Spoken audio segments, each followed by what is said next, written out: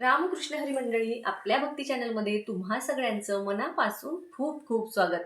पौर्णिमा 27 आणि 28 तारखेला आहे. तर बघा, पौर्णिमेचा सत्यनारायण कधी करावा, ज्या आपण पौर्णिमेच्या दिवशी सेवा करत असतो त्या कधी कराव्या, त्याचबरोबर आपल्याला श्रावण महिना आहे तर कुलदेवतेची ओटी सुद्धा आवर्जून भरायची आहे. तर ती संपूर्ण माहिती आज आपण बघणार आहोत. 27 ऑगस्टला सकाळी 9:08 पौर्णिमा सुरू होत आहे.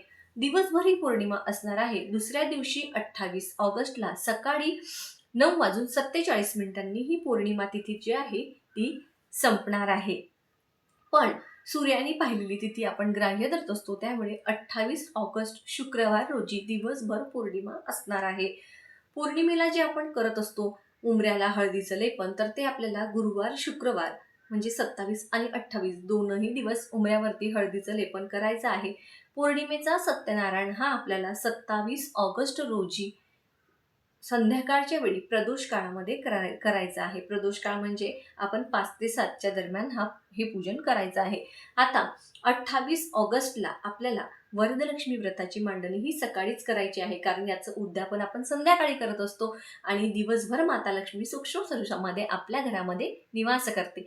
त्यामुळे बघा, आपल्याला पौर्णिमेचं जे सत्यनारायण आहे ते 27ला प्रदोष काळामध्ये करायचं आहे आणि वरदलक्ष्मी व्रत 28 तारखेला सकाळीच त्याची मांडणी करायची आहे.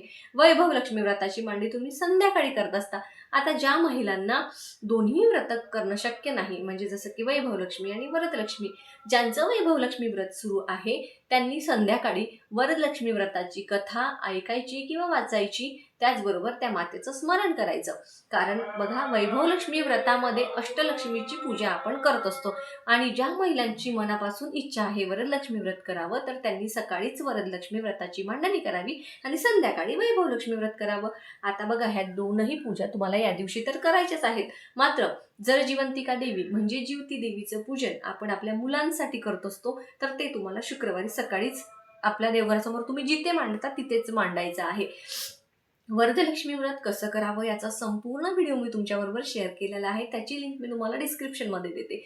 त्याचबरोबर कथा आणि आरती सुद्धा सांगितलेली आहे, त्याचा देखील लिंक मी तुम्हाला डिस्क्रिप्शनमध्ये देते. आता बघा, जे आपण पौर्णिमेचं सत्यनारायण करतो ते तर तुम्हाला 27ला करूनच घ्यायचं आहे.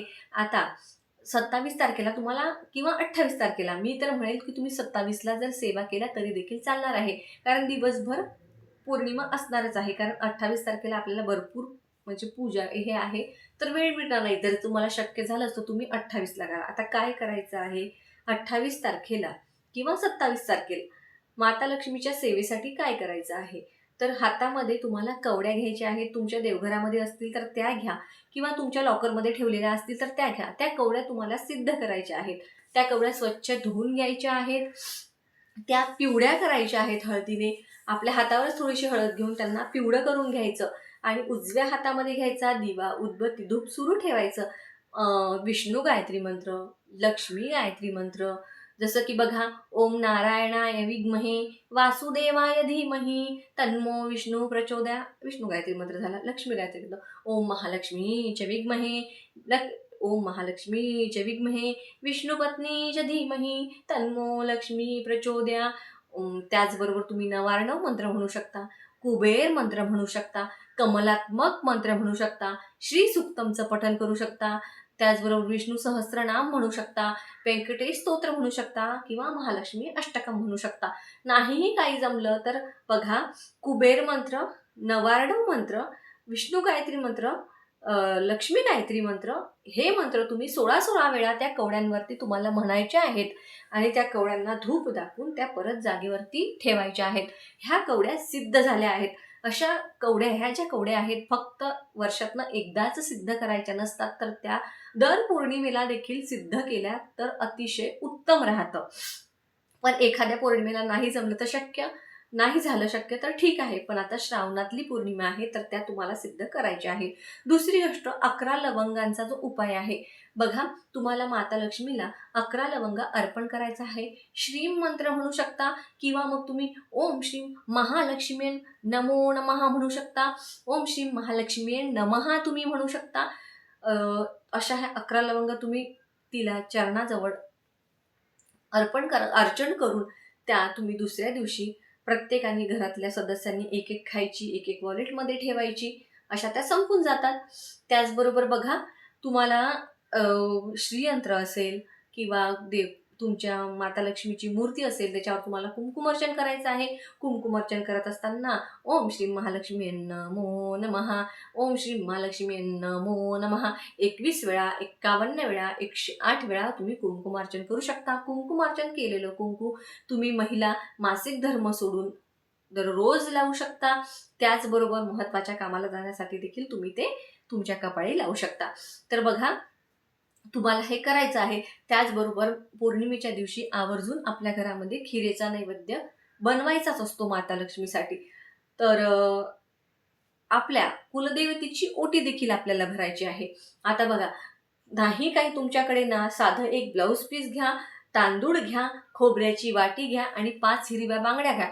खारीक, खोबरं, हळकुंड, बदाम, सुपारीची ती पुडी पडते ती ठेवा. हळदी कुंकू आणि एखादा गजरा किंवा एखादं फूल त्यावरती ठेवा आणि आपल्या कुलदेवतेची आवर्जून त्या माता, आपल्या तुमच्या देवघरामध्ये फोटो असेल, टाक असेल, तिच्यासमोर ती ओटी भरा.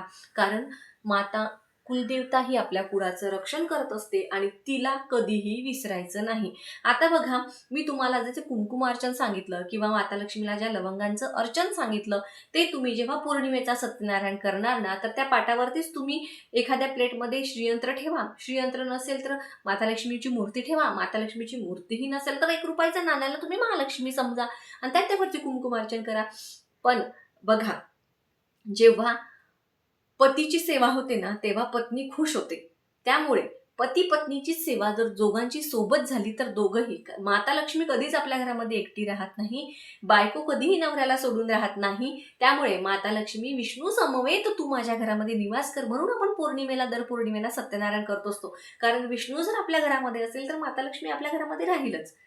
म्हणून त्याच पाटावर माता लक्ष्मीला कुंकुमार्चन आणि आपलं पौर्णिमेचं सत्यनारायण दोन्ही पूजा एकत्र झाल्या तर अतिशय उत्तम.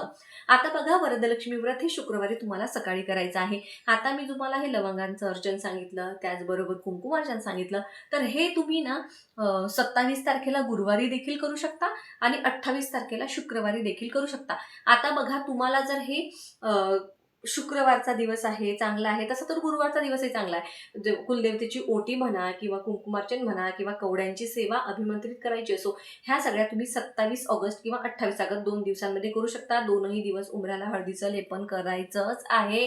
आणि बघा, सगळ्यात महत्त्वाचं एक सांगायचं राहिलं, उंबऱ्याला जेव्हा हळदीचं लेपन तुम्ही सकाळी करणार, म्हणजे तेव्हा बघा, हळदीमध्ये थोडंसं कुंकू टाकायचं, गंगाजल असेल तर ते टाकायचं, नसेल तर शुद्ध पाणी टाकायचं. त्यांनी तुमच्या मुख्य प्रवेशद्वाराच्या या साईडला एक आणि या साईडला एक असे 2 साईडला 2 स्वस्तिक काढायचे.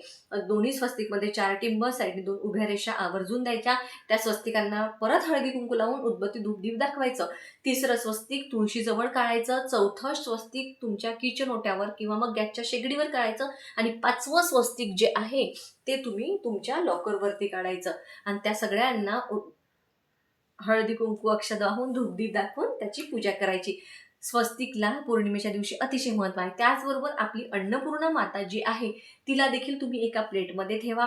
थोडेसे तांदूळ ठेवा, त्यावरती हळदी कुंकू टाकून त्यावरती अन्नपूर्णा माता ठेवा आणि मूठभर तांदूळ तिच्या गळ्यापर्यंत येतील अशा पद्धतीने तिला ते तांदूळ अर्पण करा. दुसऱ्या दिवशी ते तांदूळ तुमच्या तांदूळामध्ये टाका किंवा मग तुमच्या काळामध्ये मासिक धर्माचं पाळत नसतील तर तुम्ही त्याचा भात बनवून खाऊन घ्या.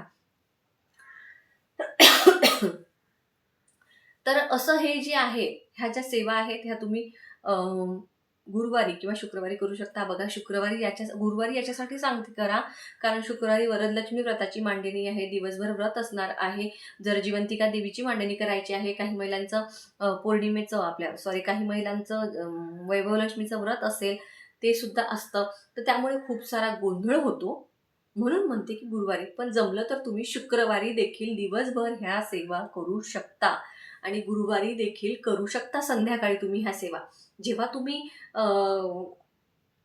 पौर्णिमेचा सत्यनारायण कराल ना, तेव्हा ह्या सेवा केली तरी चालणार आहेत. माता लक्ष्मीची, भगवान विष्णूंची सेवा करायचीच आहे. त्याचबरोबर कुलदेवतेची ओटी देखील महिलांना आवर्जून भरायची आहे. त्याचबरोबर वरदलक्ष्मी व्रत आवर्जून करून बघा.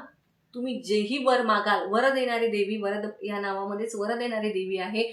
तुमची जी काही इच्छा असेल ना, त्या पुढच्या वरलक्ष्मी व्रतापर्यंत तुमची पूर्ण झालेली असेल. वर्षातनं एकदाच येणारं ते व्रत आहे आणि एकच दिवसाचं ते व्रत आहे. सकाळी करून संध्याकाळी त्याचं उद्यापन करायचं आहे. जरी दुसऱ्या दिवशी शनिवारी त्याची उत्तर पूजा असते, तरी सुद्धा उद्यापन हे संध्याकाळीच असतं. सविस्तर व्हिडिओ आपल्या चॅनलवरती आहे. तुम्हाला जर व्हिडिओची माहिती आवडली, व्हिडिओ जर तुम्हाला महत्त्वपूर्ण वाटला, तर व्हिडिओला लाईक नक्की करा.